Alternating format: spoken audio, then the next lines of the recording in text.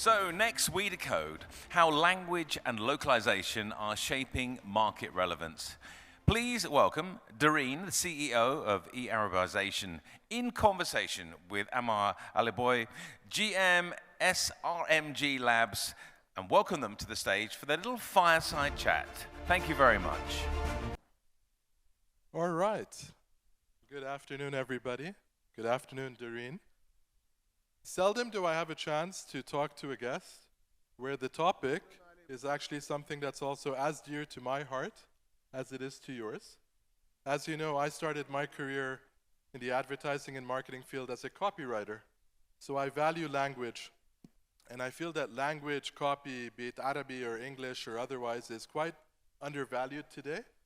And I come from a school where language determines the concept and determines the visual.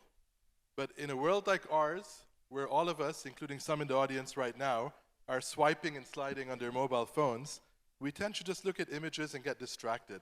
So I'm really fascinated about this topic, so thank you. And let's kick off. So tell me about what sparked this journey. Was there a gap? Was there this moment of aha? Tell me more. Well, thank you, Amir, and it's a great pleasure to be with you as well. Actually, I started off, my background is English language translation, and I started off working with one of the biggest companies in ERP, which is SAP. And they were localizing their products into Arabic and Farsi. I started seeing that there's a lot of demand for Arabic language. And then I saw that there's a big gap. Big brands, international brands, are investing heavily in the region here, but there is a disconnection, and I cannot say that disconnection is because there is no translation, but there is a lack of connectivity, cultural connectivity, understanding of the locals, and hence came the idea of Arabization, to Arabize something, to localize it, so that the locals understand the content as if it is created in our beautiful Arabic language. And tell me this, so the previous panel spoke about connecting with Gen Z and different audiences. I'll take it one step further. When it comes to Saudi, we speak to customers in the central region in Najdi. We speak to customers in the western region in Hijazi. So it's very specific. And because you cover a multitude of geographies, the nuances and the dialects differ. Absolutely. So how do you put that team together that can tackle all these different challenges and nuances? I mean, absolutely. I mean, I started off being myself. It's a one-man show. And I started off back in Jordan, in Amman. But I've been traveling a lot, and I was raised in the Gulf. I was raised in Kuwait. And Saudi Arabia in particular is very special. As you said, each region has their own local dialect. You have to understand their culture, their needs.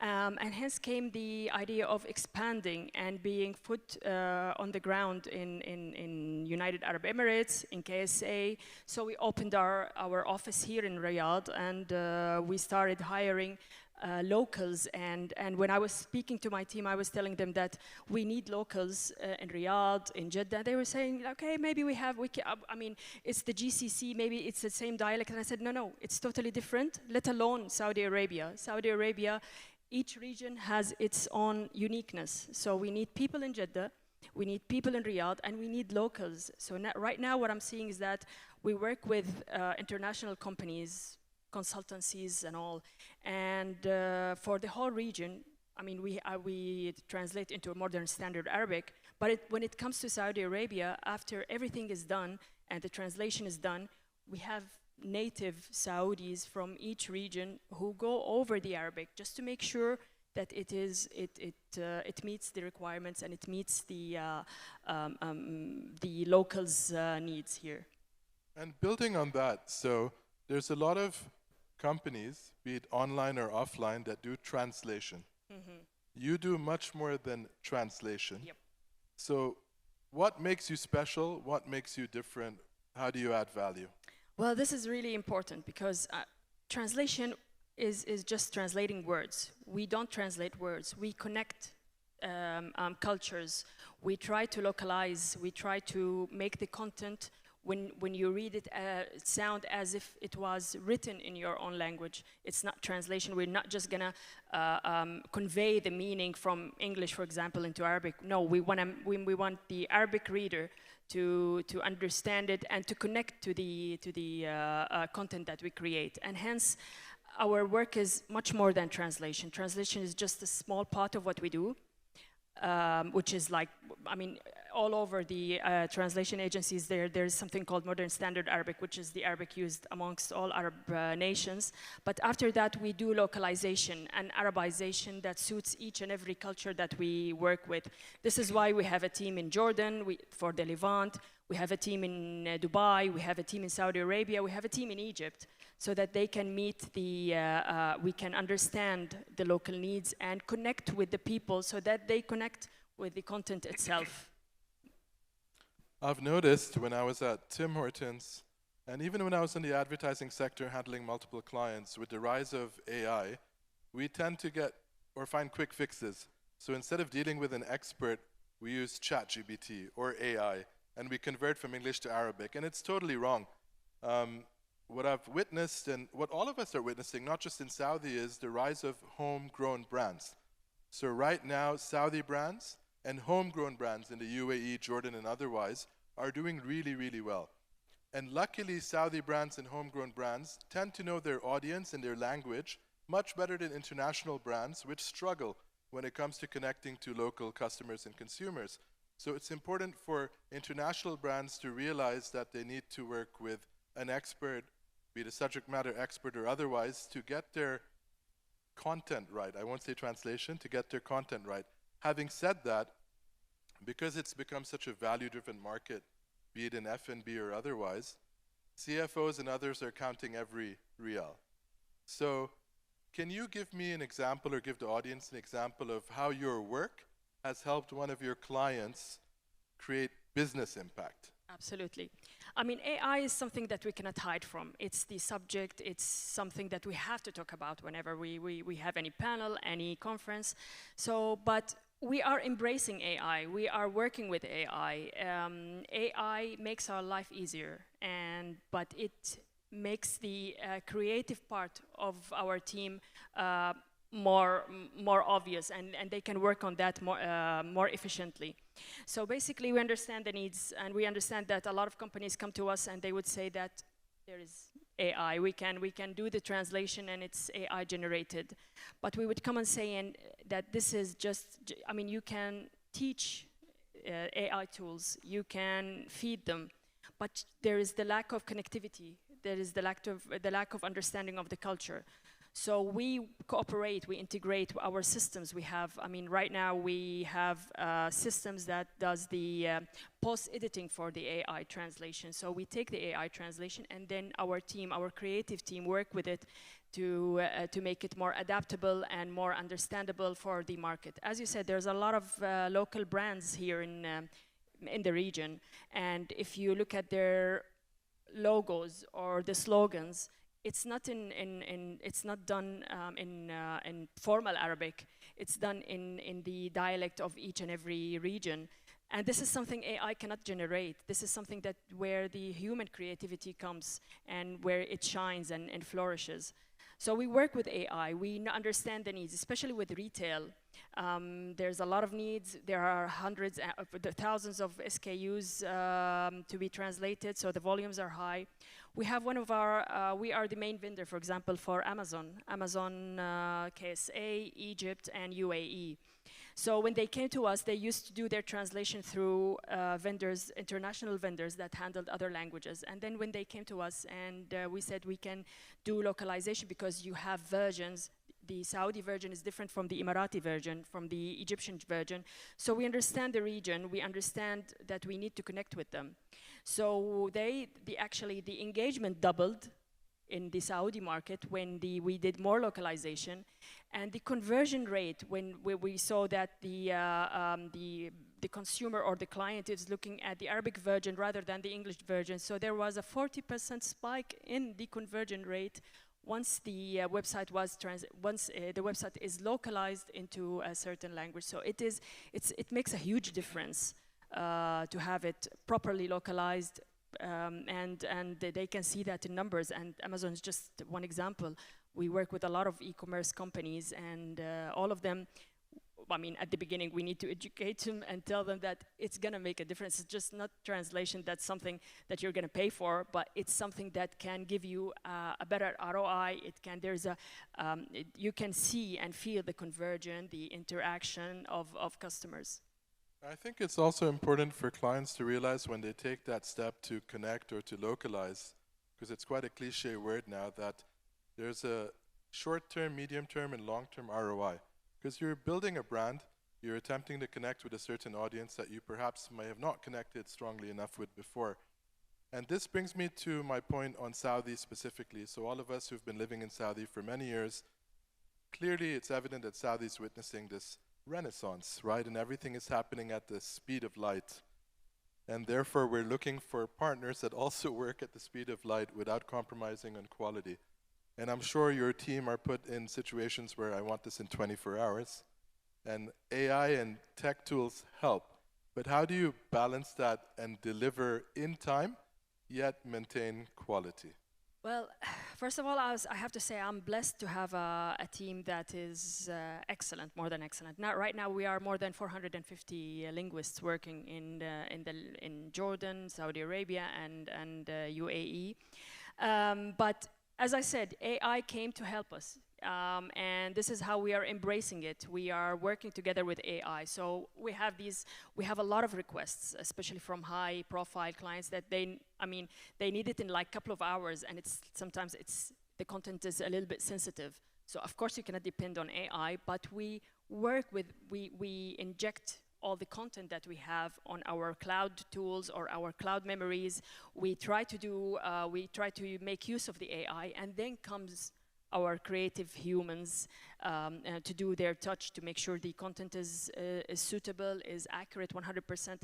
So AI actually speeds the process. It helps us a lot. However, we cannot depend on it wholly, and our clients cannot depend on it wholly. So, but we work together. So we and AI are it is actually. So a lot of people ask me now, with AI coming, it's not affecting your business negatively, and surprisingly, no, it's actually affecting us positively, because it's speeding up. We can handle more volumes. We can deliver faster. We can spend more time on the creativity and localizing content to be suitable for our clients. Thank you. Tell me this. So many a time the challenge that a client or an international client or brand would typically have is, how do I translate or co-create something in English into Arabic? But in Saudi, it's also vice versa, because some companies and some brands are very Arabesque and Arabic skewed, and they struggle to convert and do the opposite. So your name is eArabization, but do you do both? Of course. Yeah, we do Arabic into English, and we do English into Arabic. And as you said, it's for localizing the other way around from Arabic into English is, I have to say, it's easier. Our Arabic language, to be honest, is richer than English language. It has more vocabulary, has more terminology. So sometimes we get feedback which is like, we localized something from Arabic to English, taking into consideration the native speaker, the English native speaker. They are more right to the point. The language is not as romantic as the Arabic language. So they would say, oh, so that's it. I would say, like, if there is a document with 600 words in English, when conveying it, it can be like 300 or 400 words. So some clients would be like, did you summarize it? And I was like, no, but it's just, Arabic language is very rich. Arabic language is very detailed. So, but we do that the other way around, and we get a lot of requests. And I'm happy to say that I see a lot of requests now coming the other way around, from Arabic into English, especially from government sectors, and also, which means that we are creating more content in Arabic, and this is very important. I mean, unfortunately, our content in Arabic on the net is not that high. I forgot the number, but we as Arab speakers, native Arabic speakers, we use the net. We are the fourth nation. We are, as an Arab world, in using the web and using platforms like X and all, but we don't have proper Arabic content. Unfortunately, we should be amongst the first 5 top languages. Absolutely, and you spoke about sectors, government and otherwise, so naturally each client represents a different sector, a different category. And I'm sure there's a learning curve, because the type of language that you either translate, co-create for your client has to have a specific tonality and character to it, depending on the sector. So does your team, I'm sure they struggle, like all of us would struggle, but how do you tackle that? Because it's not easy to translate for a telco vis-a-vis for a fashion brand. Absolutely. So you have to dig deep actually into the team itself and understand their personalities and understand their interests. So the team that does translation for Shalhoub Group or for Burberry or for Swarovski is a totally different team that deals with consultancy firms or with government. So we try to divide, and we try to divide the team members according to their specialty, according to their interests, to be honest. So you can see that the fashion department in our company, 99% of it are ladies, and they are specialized in fashion, in retail. So we have different departments, and the people who work with consultancies are totally different from the people who work with fashion, with medical, with education. So we try to keep them focused, have them expand their experience in the field that they are dedicated and they work with. Not to mention also, which is, and this is something that we opened recently, is a department for Arabic QA, and it's only native Arabic, native Saudi actually we have, who only have a look at the final Arabic content and just make sure that it aligns with the Saudi audience. So this is just a department on its own. They have nothing to do with the translation itself. They just look at the Arabic and they make sure that it suits the Saudi audience. Nice. Doreen, in a few words, if we were talking 5 years from now on the same stage, what do you want for eArabization and yourself to achieve? And what does success look like? Wow. Well, I would love to see eArabization as the leading Arabic content, the leading partner for Arabic content.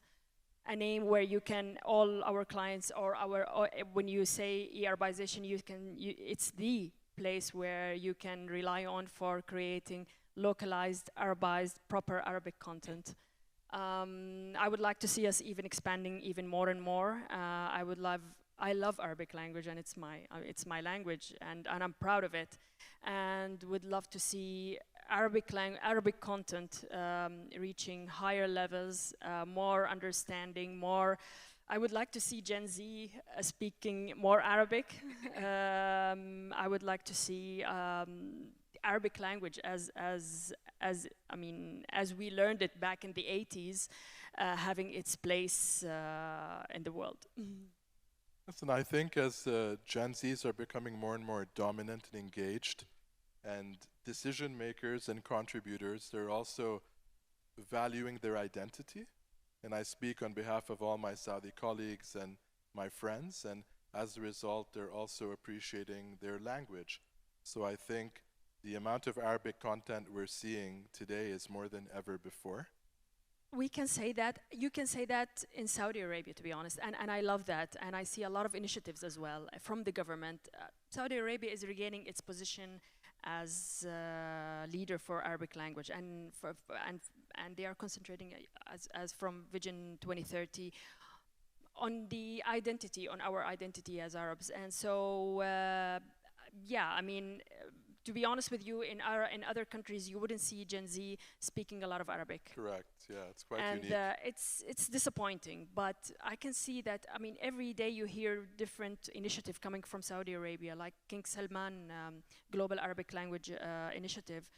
They created a digital database of more than 1,800 Arabic policies. They gathered from 22 Arabic countries, and now it's like a database to be taught in schools, and shows how the Arabic language is to be taught. So Saudi Arabia is playing a big role in Arabic, to be honest. Let alone humane. They are now becoming, one of its roles is to have the biggest LLM in Arabic. So I mean, I'm proud to be honest, to see that, and I'm proud to be part of it, and would love to play as much as to help as much as we can in that. Perfect. Thank you so much, and I encourage everyone to speak to Doreen and her team to see how they can assist and support your brands and your businesses in the Arabic pursuit and the Arabic journey. Thank you, Doreen. Thank you, Amir. Thanks a lot. Perfect.